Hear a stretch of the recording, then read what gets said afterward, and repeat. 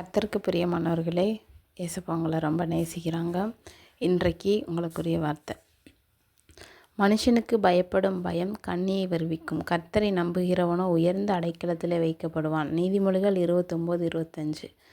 பிரியமானவர்களே, இன்றைக்கு ஆண்டவர் கொடுக்காதான ஒரு நல்ல வார்த்தை, மனுஷனுக்கு பயப்படும் பயம் கண்ணியை வருவிக்கும்.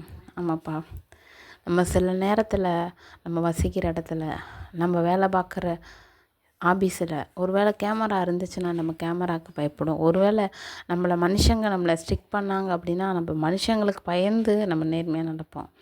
ஆனால் அது எப்படின்னா அது நமக்கு ஒரு ஆபத்தாக முடியுமா, வருத்தத்தில் கொண்டு போய் முடியும். ஆனால் கர்த்தரை நம்புகிறவனோ உயர்ந்த அடைக்கலத்திலே வைக்கப்படுவான். அப்போ நம்ம யாரை நம்பணும் அப்படின்னா கர்த்தரை நம்பணுமா. எப்படின்னா கர்த்தர் நம்மளை பார்க்குறாரு, நம்ம நம்மளை ஆண்டவர் ஆசீர்வதிக்கணும் அப்படின்னா நம்மளோட வாழ்க்கை எப்படி இருக்குன்னா ஆண்டவருக்கு பயப்படுகிற பயம்.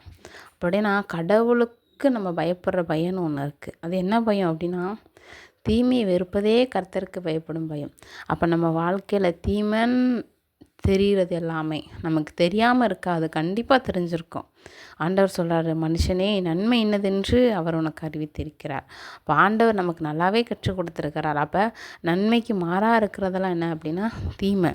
அதெல்லாத்தையும் விட்டு நம்ம காப்பாற்றுறது தான் கர்த்தருக்கு பயப்படுகிற பயம்.